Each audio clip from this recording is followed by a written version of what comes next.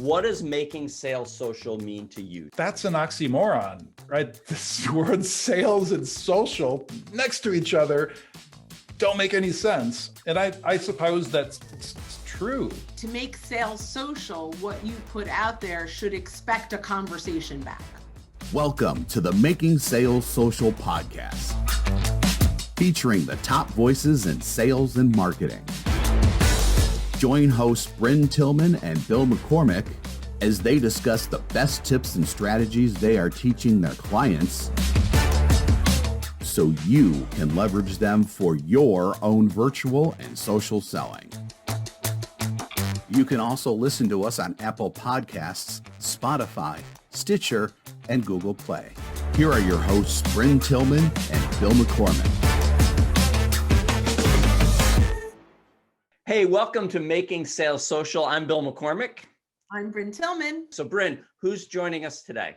I am so excited about our guest today. Jeff Molander is one of these people on LinkedIn and social that draws me in all the time. So for years and years, I've followed him. The content that he puts out there is creative. It creates intrigue and curiosity and tons of engagement. And every once in a while, it's even controversial. But at the end of all of it, he's got people talking and starting conversations. So when you and I were looking for a kind of a little uptick to our messaging, we went right to Jeff and hired him to help us with some of our stuff. And so we wanted to take his genius and share it with you, the audience, today. Hi, Jeff. How are you? Good, guys. Thanks for having me. So tell the audience a little bit about you. I have found out that I'm a good teacher. When I was probably 25 years old working in marketing, didn't think I'd ever end up in sales. And I saw other teachers, people were teaching around me. I thought, man, I could never do that. And as it turns out, as I started doing it, I took a path down the marketing, and I still do marketing. And then I went into sales, and I still do sales. And but the business itself that I find myself in today, really, people say to me, what do you do? I teach. What do I teach? I teach a better way to help people start conversations, generally speaking, with people who don't want to have conversations with them, which is what sales is, prospecting and outreach and social selling is all about.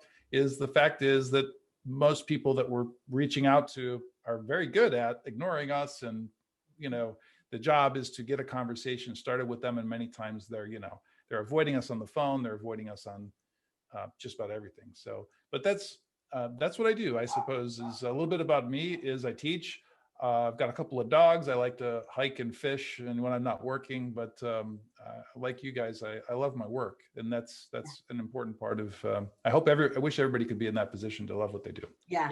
We both feel very, very fortunate to truly love what we do, and it's clear that you love what you do because your passion comes through like crazy. It definitely does. So we're so excited to have you here. And so one of the traditions we ask every guest the same question to start out.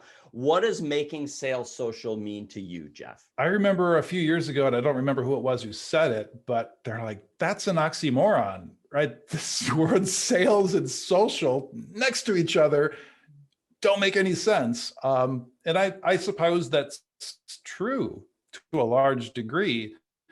And what we see today is the word sales and social, whether you're engaging on LinkedIn, social media, or you're doing sales anywhere else.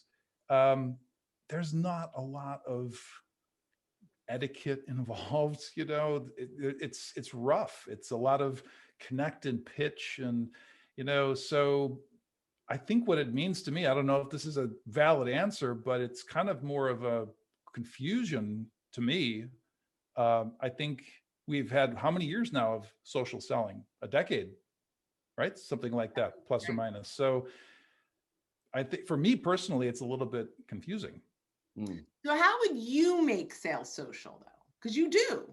Well, I mean, there's a lot of talk about be empathetic, but you've got to be magnetic. And I think part of being magnetic, the fact of the matter is you've got to interrupt, you've got to be comfortable interrupting people. I mean, I think that's 80% of it, to be honest with you. if you're comfortable interrupting people, you have to be good at it. There has to be something original or unique to you. So if you watch guys like Benjamin Dennehy over in the UK, I love to watch him. He's just, if you haven't had him on, you should, because he's an entertainer, but he's a damn good classically trained interrupter, Sandler, classic type of stuff. So I think you have to be a good interrupter, and you have to be comfortable interrupting. And on the phone or with digital, you've got to be like, this isn't going to be just me pressing send, right? There's going to be something coming back at me. And I think that's what's missing from a lot of it, is people press send and nothing comes back, which is. So I love it. I just to clarify what you said, or what I heard you say, was to make sales social, what you put out there should expect a conversation back. Yeah. I mean, I don't know. Like I said, I think I'm kind of confused with how do you make sales social? You should, of course, be empathetic, but you've got to be disruptive. You're breaking into people's days, and they're just going like this on LinkedIn or on their mobile device. They're deleting. They're like, I don't want any of that. I don't want. So you've got to break through. And I suppose, as you know, Brynne, I'm all about sparking people's curiosity. And I think in a social context, that's what, when you go dating, you're not going to get the next date unless that other person, has some curiosity about and has more questions for you. I've got more questions for you. Mm-hmm. Hopefully today, I don't talk so much such that people might have more questions for me, right? That's the whole beauty of I think the challenge for selling in a social environment with social media is brevity. Mm-hmm. Less is more, right? Magnetic interruptions. That's the tweetable moment. That's it. Yeah, magnetic interruptions. Well, there's a guy named Hank Barnes from Gartner who says, he calls them, he says, you've got to be graceful interruptions. Mm-hmm. I think that's a really cool term. I like that one better. I do. Yeah, that's good. He's with Gartner. He's not Molander. Yeah, for sure. All right. So Jeff, tell us, what do you teach your clients in the marketing realm, in the physical world, that they can apply that helps them at the top of their funnel, the top of their pipeline? When you say physical world, what are you getting at? I'm not sure I understand. So what are you teaching them to do each and every day that they can do themselves, as opposed to in the social mm-hmm. world, in the physical world? Talk less about themselves, get comfortable with not asking for meetings, even though you're looking for a meeting. Those kind of things that you normally wouldn't do. And then again, Benjamin Dennehy and the Sandler people have taught us very well that, a lot of this were programmed from children. We've been told by our parents, don't talk to strangers. And there's a lot for some very good reasons. So we have to kind of engage in what Daryl Prael over at VanillaSoft calls psychotherapy. So I find that I'm kind of in the psychotherapy business, rather than, there are certainly practical things that I teach you to do to help start more conversations. Talk less about yourself. Don't ask for a meeting. Don't talk about your customers in email number one. Don't sound like a marketer. And there are many different ways that we can do that. So I'm the guy who comes in and kind of deprograms people from making a call to action. As an example, if you're going to tell a story, there's a specific way you've got to tell a story. It's not, we did this for our client. No, it's these people did this. Remove the our client part, right? That's irrelevant to sparking their curiosity. Otherwise, it just sounds like you're talking about yourself. You're trying to persuade people. So all that stuff that we have done to us, mm-hmm. all of us, mm-hmm. We see it all the time and we're annoyed by it. We know what marketing looks like. I've got to kind of come in and say, whoa, there's a different way that we need to come at this. Can you go one more deeper on that sparking curiosity and how important that is? Well, you're not going to get a conversation started these days unless you have the ability to make somebody go, what are you talking about? That sounds important. Or no, we don't have that covered. and it sounds like you're suggesting that you could help us with that, or yes, we do have that covered, I'm not interested. Mhm. You know, even those responses, we have our students are doing very well going back at people who say not interested or got it covered, and engaging them in a way that where there's a discussion, because many times you have to talk for a year, as long as a year, before you can actually sell to somebody. So what do you do if you're selling, you know, you've got $5 million quota to sell, and it's $1 million each thing, and you're going to sell 5 customers this year. Well, you've got to start talking to them way far in advance. So you've got to find a way to get them to go, huh, what? Stop. You know, they're going like this. Yeah. You've got to find a way to get them to go, oh, wait a minute. Whoa, what? We talk about more raised hands, and this really goes to the next question, I think, because there's a lot of noise out there. I mean, today my email's filled with people who are saying dear Massey or hello Massey, because my LinkedIn profile is Bill McCormick, Massey, MASI, so they think that's my name. And then they say, hey, I sent you an email last week, you didn't respond yet. Catch the hint. But there's a lot of noise that's out there. And so what is, and I think I know what it is, but what's the marketing strategy that you recommend that your clients do or perform that helps them stand out from their competition? That would be, I would have to say less. So as an example, let's change the context from cold email outreach, which is kind of what we've been talking about. Let's say you've got warm leads coming in, lots of nice warm leads. You guys have like lots of nice warm leads coming in. When looking different, I mean, no matter what the context is, cold outreach, warm inbound leads, you're going to reach out to them, just doing what other people don't do, breaking the pattern that they expect you to. So if you sign up for a webinar, you're probably going to get an email a few days later saying, thanks for signing up for the webinar. That's going to be the first sentence. Why would you thank them for signing up for the webinar? I would say when I don't thank people for signing up to my webinar. First of all, everybody does it. And the reason I don't thank them is they should be thanking me. I provided a lot of, and you might call that rude. Some people go, well, that's rude. I'm just telling you that if you break that pattern of the way that people are, you know, trained to expect all of a sudden they start paying attention a lot more. Mm-hmm. So if you were to say to them instead, what caused you, and usually that there's, you know, thanks for attending the webinar, blah, blah, blah, blah, blah. You know, it's going to be about a 15 to 20 second, maybe a 40-second read that they're asking for. I just send one, and I recommend you send one sentence. What caused you to attend the webinar? What caused you to download the white paper? And if you don't like that phrase, you might, you know, you can change it. Like we might say, what triggered you? Right, correct. What triggered you? Now, it depends on your model. You might not have the staff to respond to that. That might not be because I remember working with you guys, you're like, well, we don't, you know, we want to send out messages. We'd like some help with crafting these messages, but we don't want to go one-on-one necessarily with these people because we're not selling them a $500,000 solution, right? So we can't afford, right? It's not part of our business model. So different people sell different things to different people. I'm just giving you one example of how we can, I'm sorry, Bill, I lost track of your question. How do you break out of the... Right. How do you help them to stand out from the competition? And you're giving you're giving a great example of, you know, I think about, you know, as we're recording this, it's the holiday time, and you know, while a lot of people won't be gathering in groups, we can all remember back to either Christmas parties from our past or family gatherings from our past. And we all have either that one employee or that one family member that you always wonder, you just never know what's going to come out of their mouth. And so while you may dread them coming, everyone's anticipating what's Uncle George going to say today?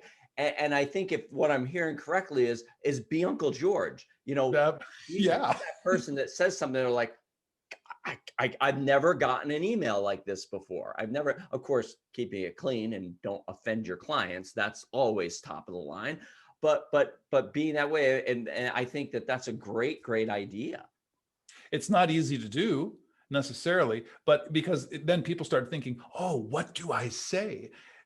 I say focus on, I love your example, by the way, because it relates, because it's not usually what is said, it's how it's said. It's usually that, I expect everybody in the room to kind of have nothing to say, but I expect that guy to say the way he's going to say it is going to be different, right? So like almost like certain presidents, right? Just like things come into your head and then they just come out of your mouth. That's essentially what you've got to do and is that social? I'm not sure that's social, but you've got to find a way to draw attention. The social piece, I think, is the goal is that you're creating engagement, right? That's social, whether it's awkward or not. There's a socialness to it. So. And I think part of making sales social is taking that awkwardness and flipping it in a way that it's leading towards a conversation that's going to go in the right direction. Absolutely. And there's a certain element of authenticity. There's another great calling trainer named Scott Channel, and he hits it on the head when he says, how much fake sincerity do you have to, give someone, project to earn trust? How much fake sincerity do you have to give to make someone trust you? And we see a lot of those attempts at faking their way into being sincere about somebody, asking someone a question that clearly you don't have or saying to them, all this empathy with the COVID situation and all that. People know that, you're just trying to shoehorn your way into a sales conversation. So, be careful with that. But being authentic, has a lot to, and your uncle, obviously, he's very authentic, right? Yeah, well, maybe not your uncle, but your example. Yeah, I was gonna say, just for the record, I don't have an Uncle George. So, but all right. So let's switch the conversation around just a little and talk a little bit more about consistency. So what would you say is a daily marketing activity that you teach your clients that if they perform it on a regular basis, they do it consistently, it's going to open up or create opportunities for them? Well, boy, we do a lot of things, but I would have to say less is more, reducing the amount of words that you use. When you use questions, the way that you structure a question should be avoid yes or no questions. Ask questions that focus on the customer's status quo situation. So don't ask me as a small business owner if I'm getting enough leads, because I'm going to answer no. And I'm not going to answer no to you because that's a trap. I'm going to make myself vulnerable to you. You're going to pitch me. So I'm simply not going to do it. So again, getting back to this breaking patterns, we've got to break out of the patterns of what we see in our own inboxes. And so I try to be consistent with, let's identify what these are. When I say questions should, it might take some time to explain to you and show you some demos, some questions that are structured in a way that help you reflect on your status quo situation, right? What would cause you to examine new ways to generate leads? That's not a hook question, right? That's a question that makes me, well, what would cause me to, or when would I be ready to, that's a question about my own decision-making process. It's not a question that's going to lead me into a trap. I love that differentiator. So I want to make that really, really clear. The questions that work, that create the thinking, let me contemplate that, are when we are asking them about how they think about their situation, how they think about their process or their goals, not necessarily how it relates to hiring us. Correct, which is gives them this space, right? They need a little space to go, and stop being assaulted with these questions, these hook questions that are self-serving, which is definitely not social. Right. And so you've got to, I always like to say, create that space. So Bill, to answer your question, I guess, how do you consistently create that space? So don't ask for the meeting, be aware of yes or no questions in general, be aware of the bias the inherent bias in most of your questions. So, having a sense of awareness of all of these things that we normally do because we've been trained to do it, we've been told by other sales trainers to do it, we receive it in our inboxes, we see it all the time, we figure, that must work. These are the things that are difficult to, break the pattern. I want a follow-up question on, because what goes through everyone's mind, and we agree, we are very aligned with how you think. But the number one question we get, and we know how we answer this, is then how do you convert that into a conversation, whether a phone call or a Zoom call or whatever that might be, if we're not asking for the call? What is the cadence or the process that you recommend that people do so that they can take it from social to one-on-one? Yeah, that's the question. And it really depends on the context. So as an example, as you're describing, you're giving me the question, I'm thinking in my head, I was recently presented by someone who I don't do business with. I just met him on LinkedIn, and he's a geek. He practices all this stuff. He's always practiced it. And he said, look, I documented this exchange with somebody. And it started with a rejection. It started with, we've got it covered. So people get that all the time. Yep, we're on it. We've got it covered. I answered, so pitching me. Exactly. So he says, I go back on these, and I go back consistently, because I know from his experience that there's two things. They're either going to, I forgot what his one, they're either looking for an excuse to talk about themselves, or what was the other one? I can't remember what his other one was, but he's like, for him, he said 60 to 70% of the time, if he's done his job right, he's identified people who are open to talking about themselves. So what he does is he goes back and he finds different ways of saying, well, what do you mean by that? And, how can you, so it's more of a, I'm here, I'm aware of this trend or this issue, and I've made I've come at you with this, I'm interrupting you, I'm looking to have a conversation. You've said, we've got it covered. I know where you're going with this, Mr. Salesperson, but I've got it covered. And then what do you mean by that? That is, again, breaking this pattern and really finding a different, so connecting that marketing or that sales outreach or that outreach, with the actual conversation is, it can be a rejection like that. It can be someone saying not interested.